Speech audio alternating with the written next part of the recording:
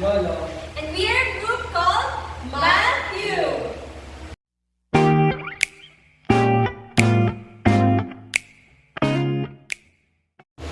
Today, I am going to discuss the 6 differentiation rules, namely, First, the constant rule.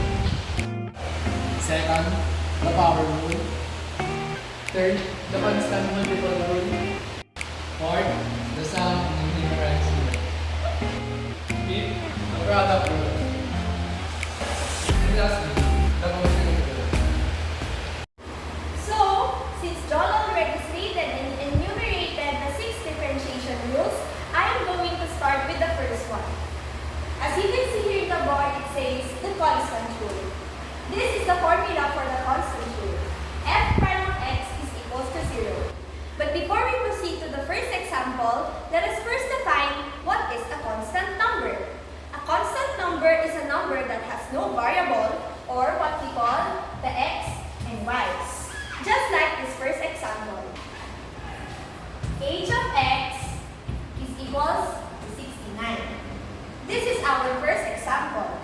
Mind you, Jolo made these givens and this is his favorite number. So, as we can see, the number 69 has no variables, or this one, the x and y. So, it is automatically equal to 0. H prime of x is now equals to 0. Next example. Now that we are done with the first example, let's proceed with the second example. G of x is equals to negative square root of 6. As you can see, wala rin pong variable ang ating example. So, automatically, g prime of x is equals to 0. Sa lahat po ng numbers na walang kasamang variable, ang lagi natin i-apply na rule ay ang first rule, which is the constant rule. The second rule is the power rule. It says here that if f prime of x is equals to x raised to n, then f prime of x is equals to n, x raised to n minus 1. Let us proceed to our first example. Example number 1. F of x is equals to x raised to 12. So, yung 12, gagawin natin siyang coefficient ng variable natin x. So, yung 12, malilipat dito sa harap. And then, copy the variable, which is x. And then, copy the exponent, minus 1, as we can see there sa formula. So, 12x, i-copy lang natin pababa. And then, 12 minus 1 is equals to 11. So, we can say that f prime of x is now equals to 12x raised to 11. Next example. Let us proceed to the second example. G of x is equals to x. So, kapag plain na variable, just like x ang given, lagi pong merong imaginary exponent na 1. Applying the power rule, g prime of x, ibababa natin yung 1 kasi gagawin natin siyang coefficient. So, 1, copy the variable, and then, copy the exponent, minus 1. So, magiging 1x raised to 0. So, any number or any variable raised to 0 is equals to 1. So, g prime of x now is equals to 1. Let us proceed to the third rule, or the constant multiple rule. It says here that if f of x is equals to k multiplied by h of x, where k is constant, then f prime of x is equals to k multiplied by h of x. Let us proceed to the first example. So, our first example is g of x is equals to 10x raised to 1.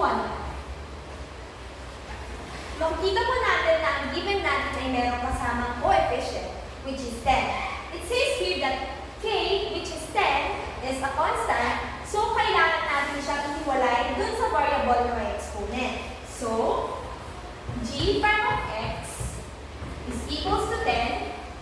So, may matitira raised to 1/2. By applying the power rule, imumultiply natin siya sa exponent, gagawin natin coefficient ng variable, so mabababa yan. 10 multiplied by 1/2 and then copy the variable, and then copy the exponent minus 1. So let us proceed in solving the function. 10 multiplied by 1 will be the numerator, which is 10, and then copy the denominator, which is 2. 10 over 2, x, and then 1/2 minus 12 as the exponent. So, 10 divided by 2 is 5. Copy the variable x, and then 1/2 minus 1 is negative 1/2. So, the final answer is g prime of x is equals to 5x raised to negative 1/2. Let us proceed to our next example. F of x is equals to 4x raised to 3. So, makikita natin na yung given natin is meron ulit kasamang coefficient. So, kagaya ng ginawa natin dun sa first example, ihihiwalay natin yung 4. F prime of x is equals to 4 multiplied by applying the power rule, yung exponent na 3, gagawin natin coefficient ng variable x. So, which is 3, magiging coefficient ng variable which is x. Copy the variable, copy the exponent, minus 1. So, let us proceed. 4 multiplied by 3 is 12. And then, copy the variable, 3 minus 1 is 2. Therefore, f prime of x is equals to 12x squared. Let us proceed to the fourth rule, which is the sum and difference rule. It is stated here that if h of x is equals to f of x plus minus g of x, then f prime of x is equals to f prime of x plus minus g prime of x. Let us proceed to the first example. So, makikita natin sa ating given na meron isang variable at meron isang constant. Para sa variable, i-apply natin yung power rule. Kapag x ang given, laging merong imaginary 1 na coefficient at laging merong imaginary 1 na exponent. Following the constant rule, minus 1 sa ating exponent plus what is square root of 8? Isn't it a constant? So, kapag i-follow natin yung constant rule, which is the first rule, square root of 8 will be equal to 0. 1x now, or pwede na rin natin tanggalin yung 1 na coefficient, so magiging x na lang. 1 minus 1 is equals to 0 plus 0, pwede na rin natin siyang hindi copy.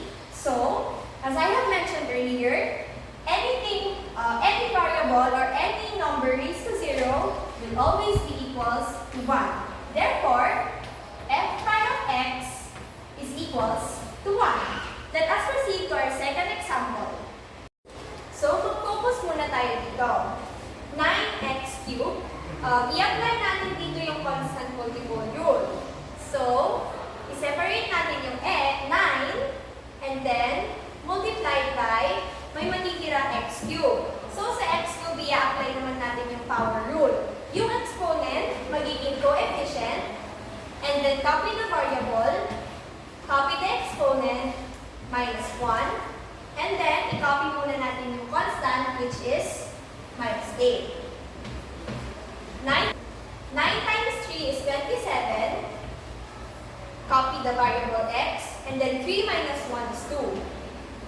Para naman dito, makikita natin na constant siya. Meaning, wala siyang kasama na variable or x or y.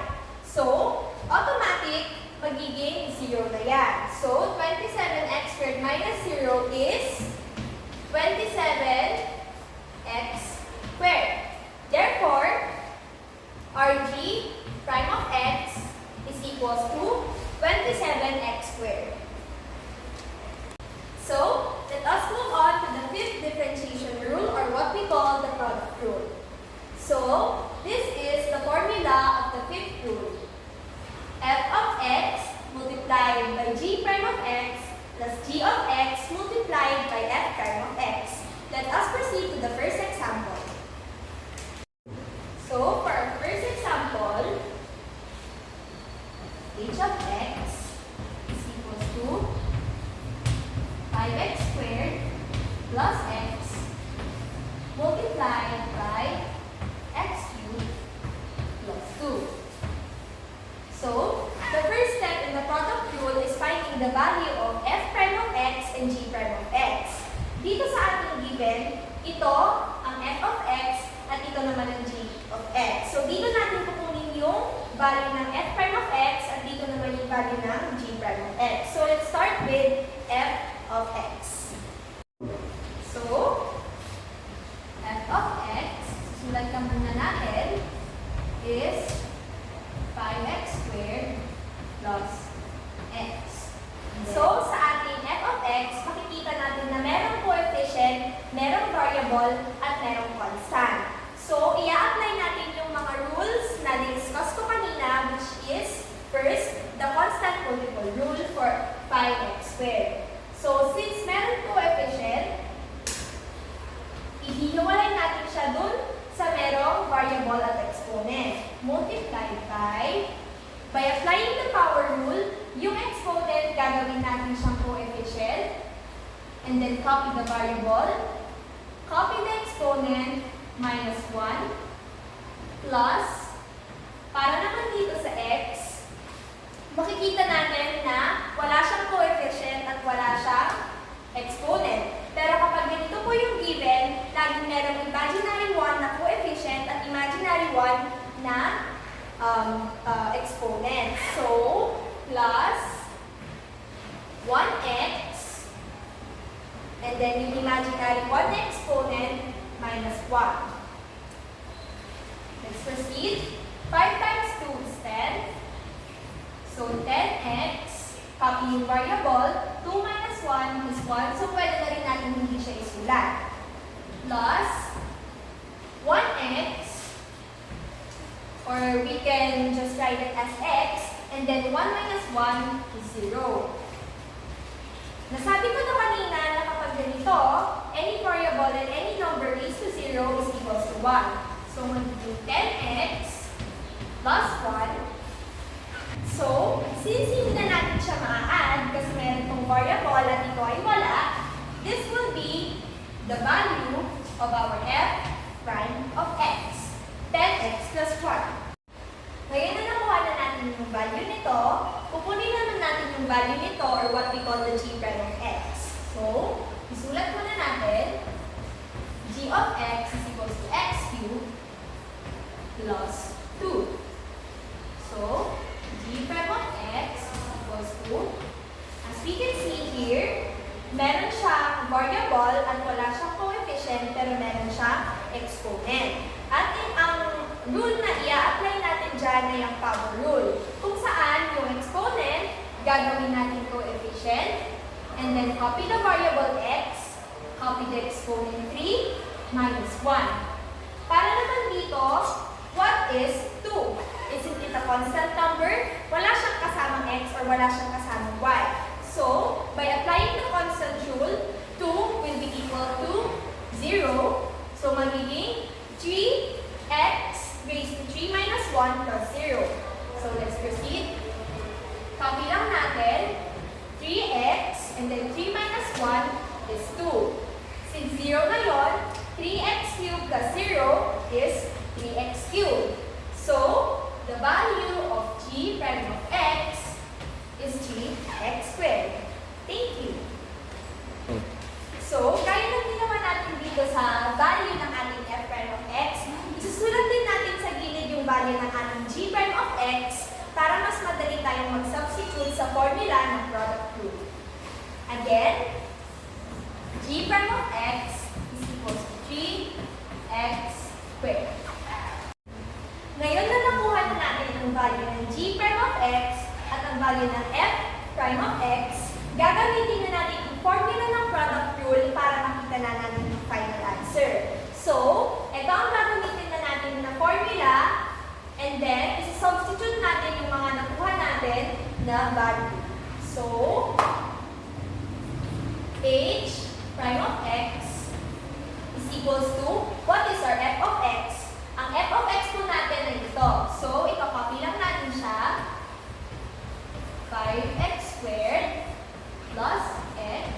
And then, let us substitute the value of g prime of x, which is 3x squared, multiplied by 3x squared. And then, copy, add. The value of our g of x is this one. So, ito-copy lang din natin siya. X cubed plus 2. And lastly, let us substitute the value of our f prime of x, which is 10x plus 1. 10x plus 1. So, makikita natin dito na meron tayong dalawang binomial na given. So, sa pag-multiply sa kanila, gagamitin natin ang FOIL method or the first, outer, the inner, and the last. So, let's start with the f, which is the first. X cubed multiplied by 10x is 10x raised to 4. So, nagawa na natin yung first. Next is the O, or the outer. X cubed multiplied by 1 is x cubed itself. So, yan, x cubed. Tapos na yung f at o. So, multiply naman natin yung mga nasa inner, which is 2 multiplied by 10x, which is equal to 20x. And then the last, which is 2 multiplied by 1, is 2. Lalagyan din natin siya ng open and close parenthesis. Ngayon na na-multiply na natin lahat ng values, pwede na natin i-combine ang like terms or yung mga value na merong magkakapareho exponent. Just like this one, 15x raised to 4 and 10x raised to 4. So 15 plus 10 is equals to 25.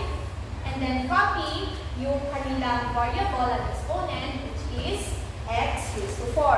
Next, 3x cubed plus x cubed is equals to 4x cubed. So ngayon na-add na natin ito at na-add na rin natin ito. So makikita na natin na 20x at 2 na lang yung nakikira at wala silang kapareho variable at exponent. So automatic, ika-copy na lang natin siya dun sa final answer. So, plus 20x plus 2.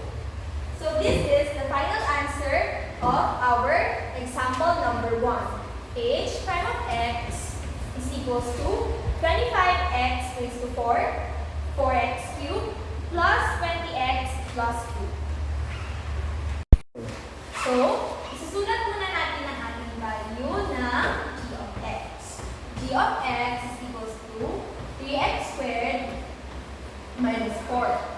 So, makikita natin sa ating given na meron din siyang coefficient, meron siyang variable, at dito meron tayong constant. So, mag-focus muna tayo kay 3x squared. For 3x squared, i-apply natin ang constant multiple rule, wherein ito, yung constant or yung k natin, isi-separate natin sa magiging 3 multiplied by, may maiiwan na x squared. So, i-apply naman natin yung power theorem, yung ating exponent, magiging coefficient, copy the variable, copy the original exponent, and then minus 1. And then for our next value, which is 4, is it in a constant number? So wala siyang any variable, just like x and y. So automatically, by applying the constant rule, magiging 0 na siya. So minus 0. 3 times 2 is 6. And then copy the variable x. 2 minus 1 is 1. So pwede naman natin siyang isulat dito as its exponent, pero hindi na siya kailangan. And then 6x minus 0, pwede na rin natin siya isulat yung wala ng 0. So magiging 6x minus 0 is equals to 6x. So, pwede na natin gawin si 6x as the final value of our g prime of x. Just like what we did earlier, isusulat din natin ang ating value ng g prime of x, which is 6x. Ngayon na nakuha na natin both the values of f prime of x and g prime of x, pwede na natin gamitin at mag-substitute dito sa ating formula ng product rule. So, gamitin na natin ang formula ng product rule. So, let's start by h prime of x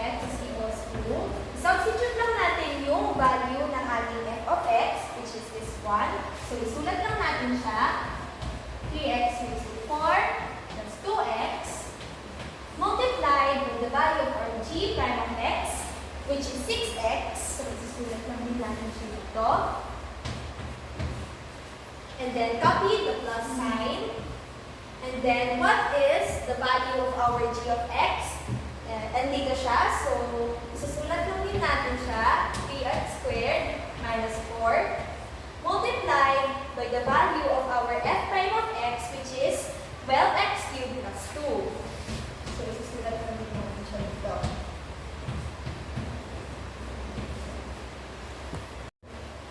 Ngayon na na-substitute na natin lahat ng values, pwede na natin silang i-multiply.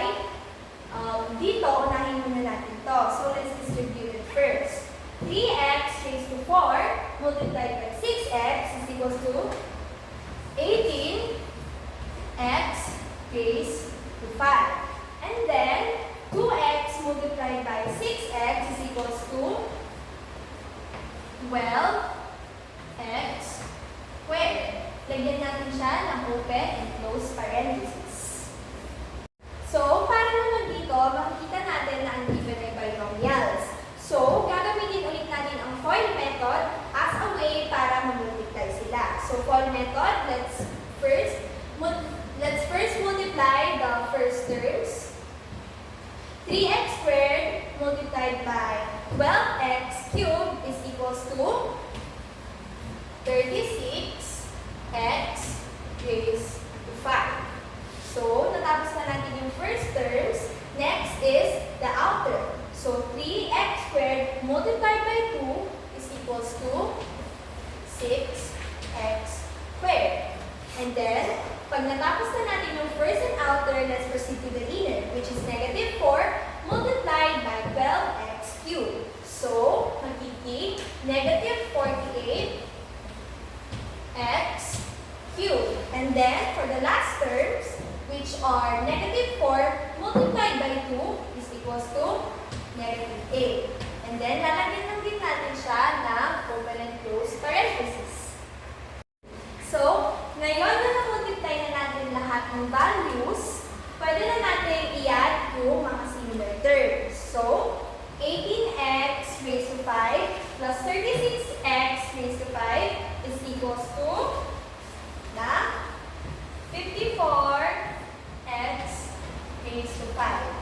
So, after nito, uunahin muna natin yung pinakamataas na exponent. So, tignan muna natin sa lahat ng values kung saan yung susunod na pinakamataas ang exponent. So, after 5, we have, since walang 4, we will copy the value na merong exponent na 3, which is negative 48x cubed. Since wala siyang kapareho na exponent, ikakopy lang natin siya dito sa baba. And then, hanap tayo ng susunod na value na susunod sa 3. So, that is 2. So, 12x squared plus, since meron dito x ay 6x squared, i-add lang natin sila, is equals to 18x squared. Since natapos na ito, at natapos na din ito, ikakopy na lang natin yung natitira na value, which is negative 8. So, kapag napag-combine na natin lahat ng like terms, pwede na natin i-conclude na 54x raised to 5 minus 48x cubed plus 18x squared minus 8 is the final value of our h prime of x.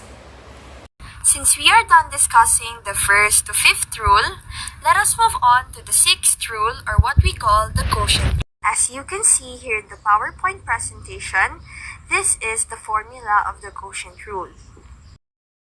G of x multiplied by f prime of x minus f of x multiplied by the g prime of x over g of x squared. Let us proceed to the first example. Our given here shows that h of x is equals to 3x cubed minus 2 over 10x squared plus x.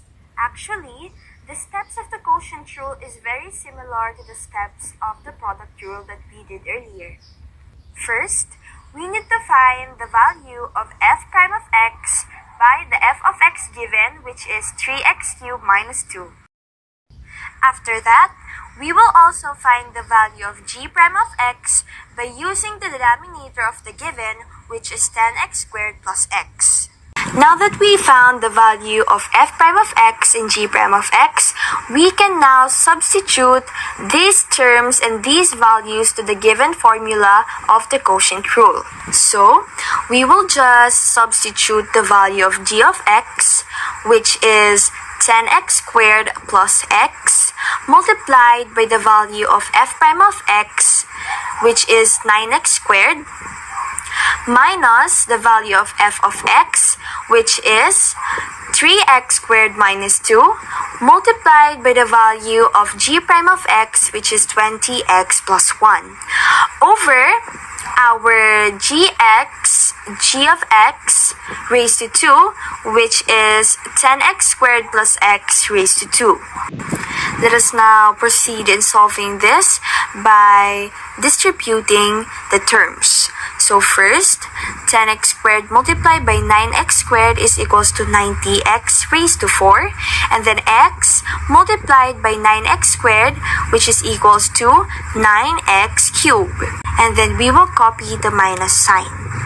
As we can see here on the third term and the fourth term, it has binomial terms and we are going to use the FOIL method to multiply them, or the first, outer, inner, and last. So first, 3x squared multiplied by 20x is equals to 60x raised to 4. And then next, after multiplying the first terms, let us now multiply the outer terms, which is 3x squared multiplied by 1 is equals to 3x cubed. And then after that, let us multiply the inner terms, which is negative 2 multiplied by 20x is equals to negative 40x. And then the last terms, negative 2 multiplied by 1 is equals to negative 2. Over, let us just copy the denominator, which is 10x squared plus x raised to 2. After multiplying these terms, we can now distribute the negative sign on the second term. So, let us just first copy the first term, which is 90x raised to 4 plus 9x cubed. And then negative multiplied by 60x raised to 4 is negative 60x raised to 4, and then negative multiplied by 3x cubed is negative 3x cubed, and then negative multiplied by negative 40x is equals to positive 40x or plus 40x, and then negative multiplied by negative 2 is positive 2, and then we will just also copy the denominator. After distributing the sign to the second term, we can now solve for the value of h prime of x by combining like terms on the given problem, in which we can get 30x raised to 4 plus 6x cubed plus 40x plus 2 over 10x squared plus x raised to 2. Now that we are done with example number 1, let us proceed to the second example. We have here h of x is equals to x minus 5 over x cubed plus 3x raised to 4 as our given. So just like the first one, we will get the value of f prime of x and g prime of x first. Now that we found the value of f prime of x and g prime of x, we can now determine the value of h prime of x by substituting it to the given formula of the quotient rule. So, let us start by substituting the value of g of x, which is x cubed plus 3x raised to 4, multiplied by the value of f prime of x, which is 1. And then let's just copy the minus sign here. And then let's substitute the value of f of x, which is x minus 5. And then multiply it by the value of g prime of x, which is 3x squared plus 12x cubed, over the value of gx squared, which is x cubed plus 3x raised to 4 squared. After substituting the values that we solved, we can now distribute this negative sign here to the second term, which is minus or negative multiplied by 3x cubed is equals to negative 3x cubed, And then negative multiplied by 12x raised to 4 is equals to minus 12x4. And then negative multiplied by negative 15x squared is equals to positive 15x squared. And then negative multiplied by negative 60x cubed is positive 60x cubed over the denominator of the value. After distributing the negative value here on our second term, we can now find final value of h prime of x by combining some like terms. Wherein, if we combine all of those like terms, we can get negative 6x raised to 4 plus 58x raised to 3 plus 15x squared over x cubed plus 3x raised to 4 squared. Ladies and gentlemen, this is where our discussion about the differentiation rules ends. I am Athena, together with Jolo Jillian and Christian Sinfego, and we are a group called Matthew. Till next time, thank you!